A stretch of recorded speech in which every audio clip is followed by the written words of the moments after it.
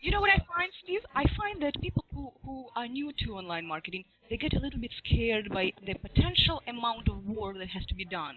Because it's all manual work. It requires a lot of hours, at least perception such that it requires a lot of very mundane, boring, routine work.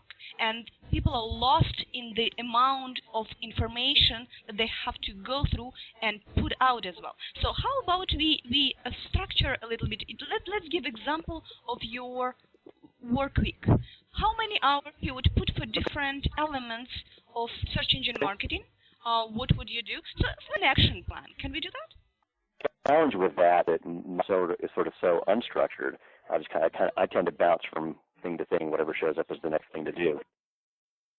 The interesting is I participate on the forums that have to do with this market. Running forums, barefoot running forums, health and fitness forums, because what I found really early on is that in addition to all the value that I get out of the search engine marketing, and there's a lot of value in that, the number of times people say they found us because they were searching for one of the relevant keywords is very, very high, but at least equally high, probably 50%, seems to come from people who are reading the forums, who are already going to the places that are attracting my kind of customer. So that was surprising to me. I really didn't expect that forum marketing was going to be nearly as powerful as it has been. And what's been really fun is watching that over the months. At the beginning, I had to participate a lot, and now I have enough customers who participate on the forums that when someone asks a question, one of my customers is usually answering on the behalf well before I would ever get there. Yeah. So that's one thing is the forum marketing. Another thing is your main traffic driver. What? No. No, I think I would say it's actually split between search engines, forums, and the third thing that I'll mention, which is I spend a little bit of time every day looking for bloggers and other website owners who are already talking about this topic. Again, it doesn't have to be specific to really, really exact, but just people who are talking in the same domain, whether it's running or just health, or being barefoot, or homeschooling, or there's a lot of variations. Because what I've also found is that perhaps the most powerful driver for sales is a really good review. If someone's got a decent following online, whether it's a blog or their website or an email list or a newsletter, and they do a review, we see a dramatic uptake in sales. So seeing that, I've become more deliberate and spending more time cultivating those relationships and getting more reviews. And again, what's fun is the more popular we get, the more people contact me just asking to do that. So it starts to become less effort and more that it's just kind of happening on its own. Okay. So what I noticed, you guys don't have affiliate program. I don't currently have an affiliate program. It's something we're looking to do. We're talking with the shopping cart provider to make it work well. And also right now, the product is not a really high margin product, and it's not a very high priced product, as you mentioned. So it's not the kind of thing that affiliates love to jump in on, because if you're only making a couple of dollars. Well, I'm not comfortable saying the specific numbers. Suffice it to say, the Vibram rubber material is ridiculously expensive, and so on the standard size kit, which we sell for $19.95, we're not really making a whole lot of money. And so that's in fact one of the things that we're looking to do next is we could be making a lot more money without changing anything other than having a different source for our materials. And we're in conversations with some major rubber manufacturers about doing that in a number of different ways.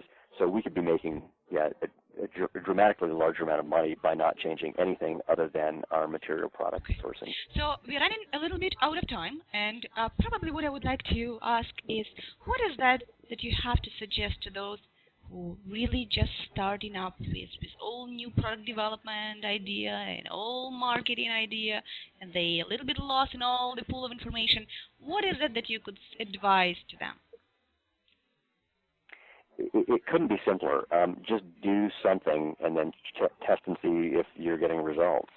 And if you're not getting the results that you think you should be getting, check and see what you can change and see if you can do it differently. I mean, it's really, I know that sounds silly, but the bottom line is that there are no secrets, there are no specific answers, there is no magic formula that works every time. If there was, everybody would be rich, or more accurately, if there was, it would stop working instantly because everybody would try it tomorrow. And so it's really, if you talk to anyone I've done this a lot. I've actually asked people who are really successful about not how they got there. Because if you say to someone, how did you become successful? They make up a story where they're the hero of the story. Yes. That's right. But if you ask them, how much was luck and chance and fate and things that were out of your control, then they tell you much more interesting stories about how they tried a dozen things and then they bumped into someone at a bar one night who turned out to be the most important person in their business. And it's not about trying to find some plan that if you just follow step by step will work, because there is no such thing. So guys, the advice really show up in bars as often as you can.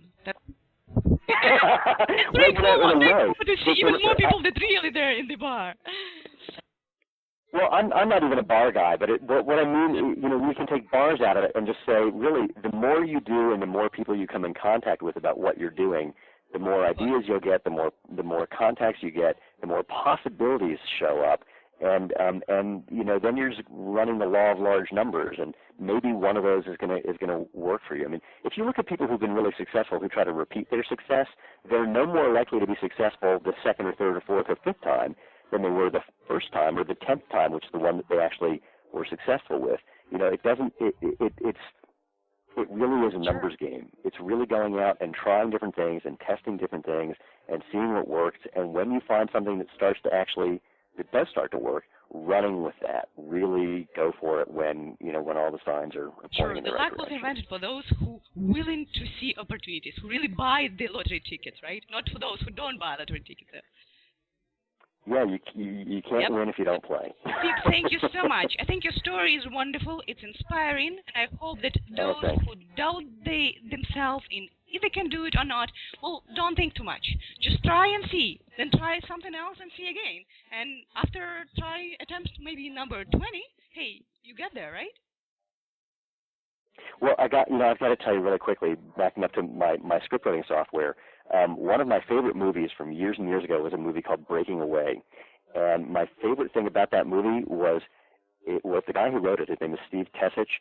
It was the 10th screenplay that he sold to Hollywood, and it was the first one that actually got made, and it was a huge, huge hit. This guy had been trying for 20 years, and it was his I don't know how many screenplays he had written that didn't sell, but it was the 10th one that was sold and the first one that actually got made, and it was a huge hit. And I think about that all the time when I think about what it takes to be a success, is just, that try, and hope that the universe is agreeing with you this time.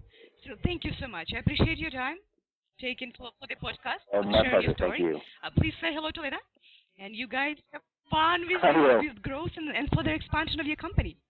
And buy us drink one day, when you're a billionaire, buy all of us drink. We'll go party in that particular bar. In that particular bar, we all get together to catch the luck. It'll be my pleasure.